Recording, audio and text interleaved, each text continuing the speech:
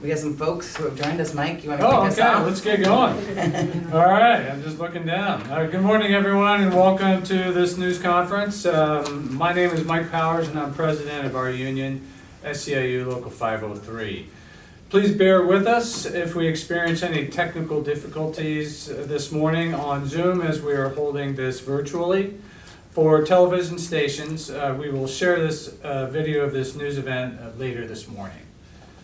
Last night, contracts with most SEIU-represented nursing homes expired at midnight, after months of negotiations for new contracts. And today, workers representing 2 of those facilities are here to share their experiences about why we need to settle this contract. Experiences about lack of staffing, burnout, and more.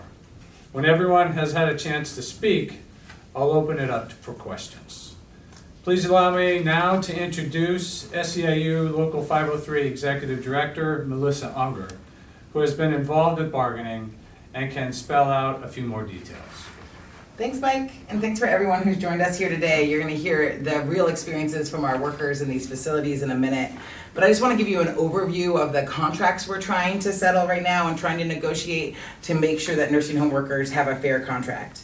There are over 3,000 union nursing home workers covered by contracts that have not been settled, and as of today, work without a contract.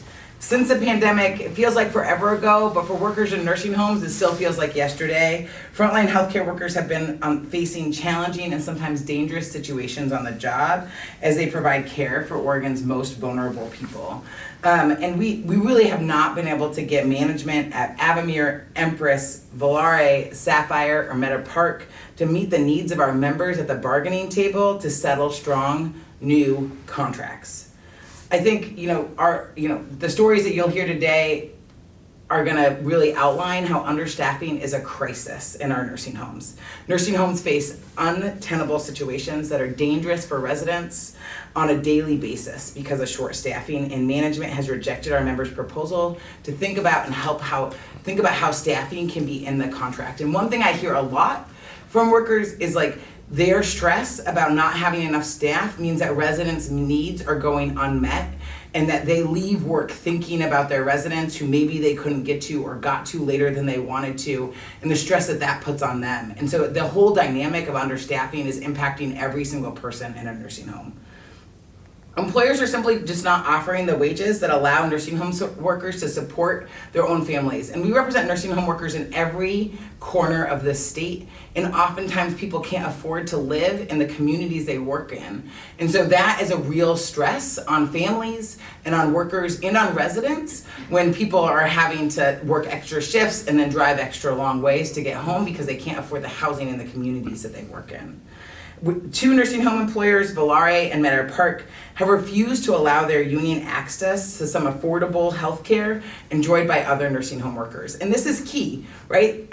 One of the idea of not having health care but being a healthcare worker is it should be a core right.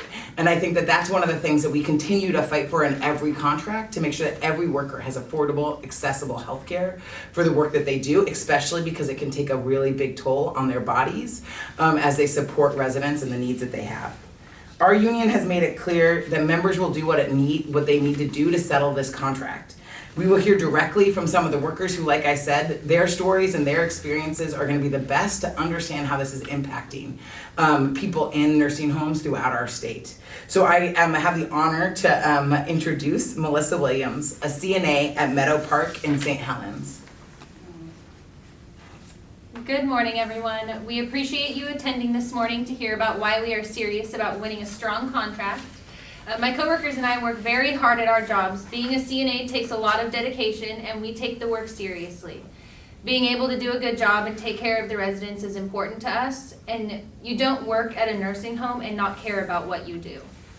We are the frontline workers who keep nursing home facilities running across Oregon. We show up on the job to making sure there are enough of us on the job for every shift is critical.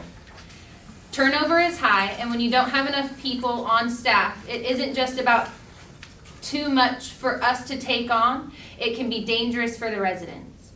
We need experienced staff who can administer medications, help residents get in and out of bed, make sure they get their showers as scheduled, and be served the right meals for dinner or lunchtime so they're not eating the wrong foods. Our residents deserve to live their lives with dignity, and if there are not enough of us to answer call lights when a resident needs us right away, that could be the difference between waiting too long to get help to go to the bathroom and soiling herself. This has actually happened in our facility when we were short-staffed and a different resident needed 2 people to get them to bed, so no one was available to take her to the bathroom right away. This is how short-staffing affects people in our skilled nursing home facilities. Not having enough staff makes it hard to provide the dignified life our most valuable or vulnerable residents deserve. The simple things you and I take for granted, such as regular showers. We need safe staffing for our residents, and settling this contract is a matter of proper staffing and safety for our state's residents most in need of constant care. I'm going to turn this over to my coworker, Jessica Dupuy. Thank you, Melissa. As she mentioned, we both work at Meadow Park and St. Helens. We have both, and so have our coworkers, experienced a huge problem with lack of staff. As CNAs, there should be enough of us on the floor depending on the time of the day or the shift or the amount of residents. We are often short-staffed, and whether it is because corporate forgets about our facility because we are in a small community or they just aren't paying attention, we are definitely ready to make sure they notice. People need to be well paid for their work, and they need to be able to take care of themselves to be 100% focused on the job. Better wages and real affordable health care through the Healthcare Trust, which provides excellent benefits that we can actually afford, is needed to staff our facilities and make sure experienced workers are on the job. Now, when I say we're ready to make sure corporate takes notice, let me share with you that 98% of Meadow Park's union membership has voted to authorize a strike. What that means is that we can and will go on strike to get our demands met. That means we will be on the picket lines after necessary strike notice if management continues to reject our reasonable proposals. We will strike if needed to protect our residents' safety and let management know we are serious about settling this contract. Now, please welcome our colleague Tony Cortez, a nursing home worker with Sapphire. Thank you, Jessica. I appreciate that. Thank you for this opportunity to express what I'm going through. As a member of this union, I want to express the following. This job is a demanding job. Working in a nursing home, the folks we look after are not necessarily elder or who we expect them to be. Younger people with addiction-related problems are also becoming dependent on our care and are being admitted to our institutions.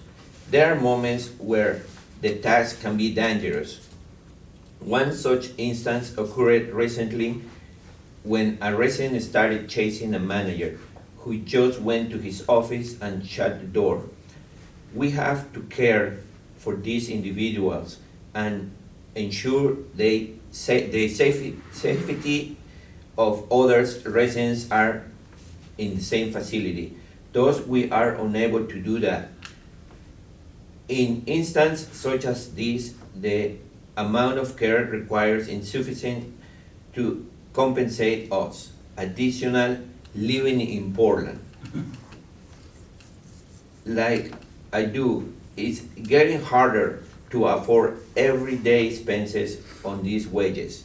We earn on the job. We deserve to be respected, protected, and paid well. The work is hard. The work is mentally draining. We are calling on nursing home management to settle these contracts. We are not shy about going on a strike if we must to settle these contracts. Thank you. All right, thank you, Tony, Jessica, and Melissa. We appreciate you sharing your stories and your experiences with us today and highlighting why it's important to settle these contracts now. At this point, we'll take any questions. People can just probably come off mute if you have a question.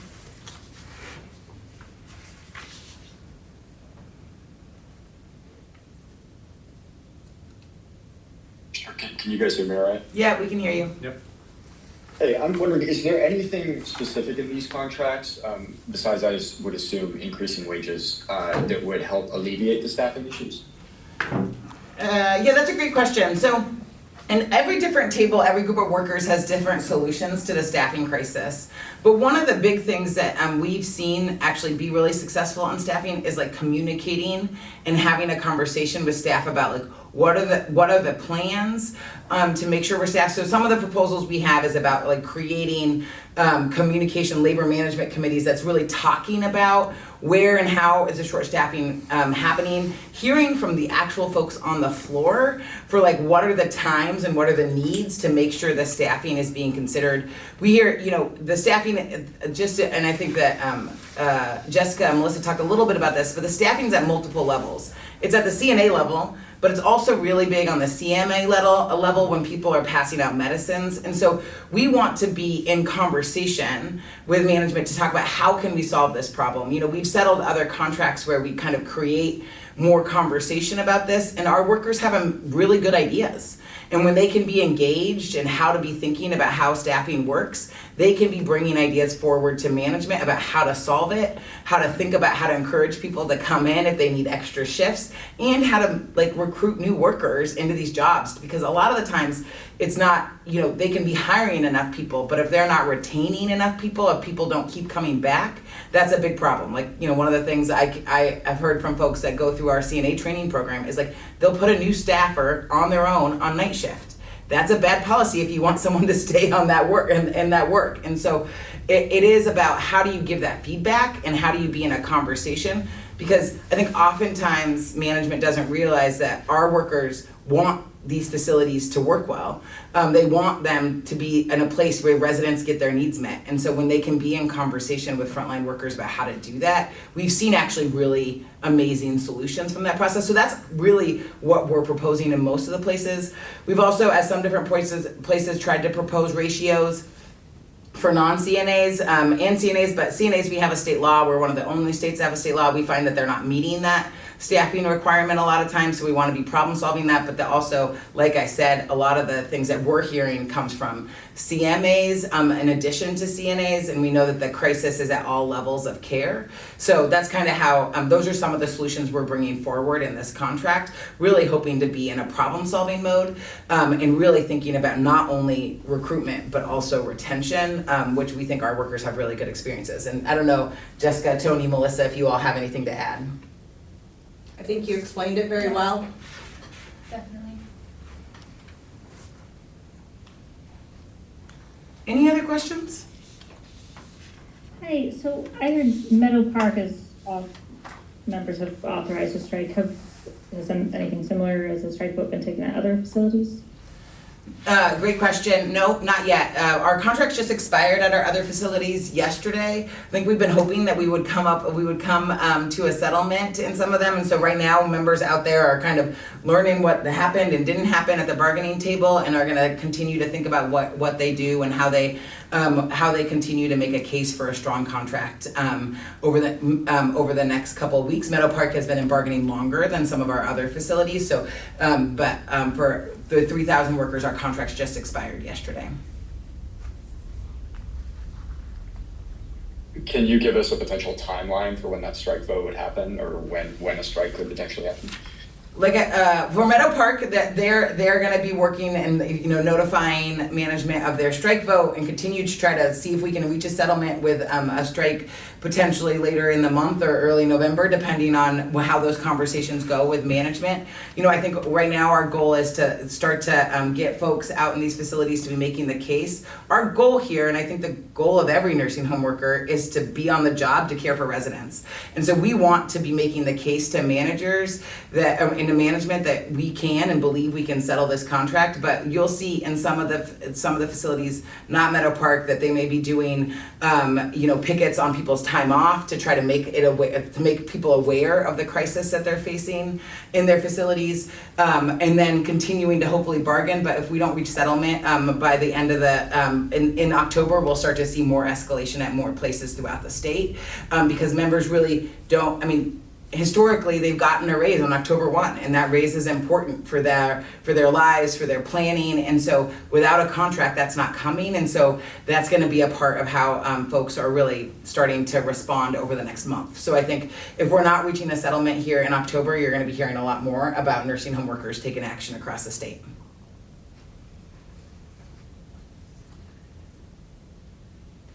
Any other questions?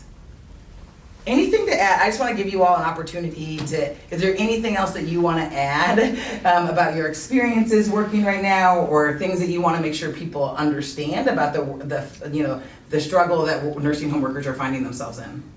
Honestly, the idea is hopefully we don't have to go on strike, but we need better in our facility for our residents. They deserve so much better.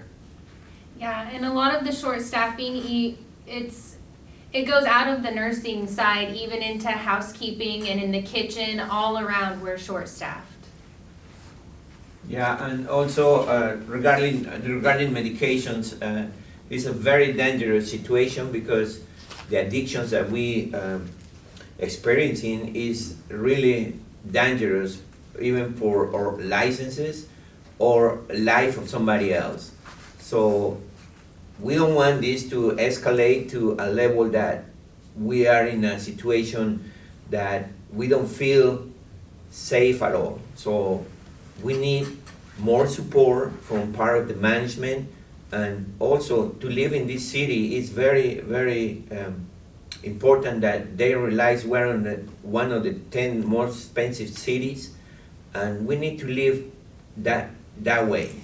We don't have to work very hard for other people getting rich, and we are the ones carrying the weight. Thank you. Yeah, and I want to thank everyone for joining. And like I said, Meadow Park is on one timeline. All of these contracts expired, and I think workers throughout the state are learning about that today and going to make sure that they continue to prioritize staffing and pay, and just really trying to make these good jobs. People rely on nursing home workers every day to care for their moms or their sisters or their siblings or their kids. And we really, as a state, need to lift up the work that folks do to support families. And that's what nursing home workers do every day. They support a particular resident, but they're often the lifeline to a family who loves that person.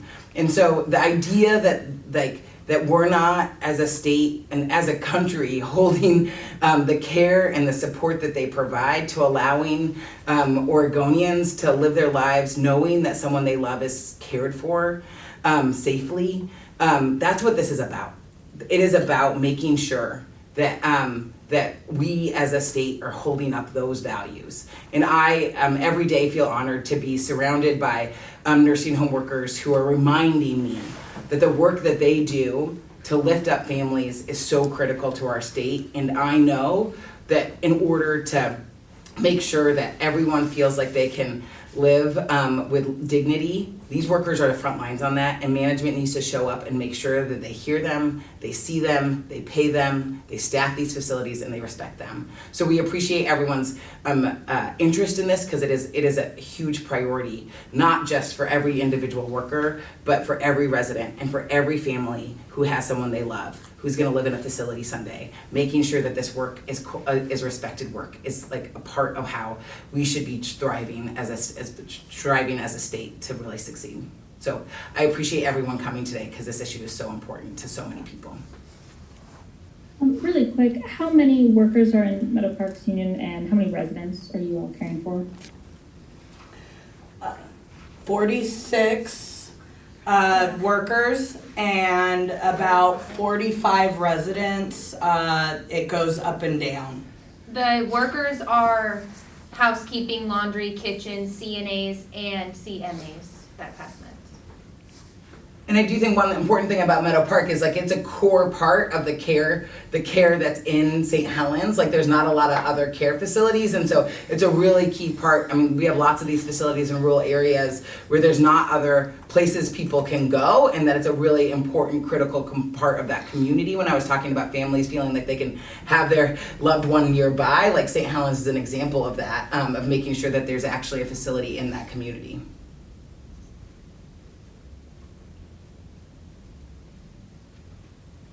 Any other questions?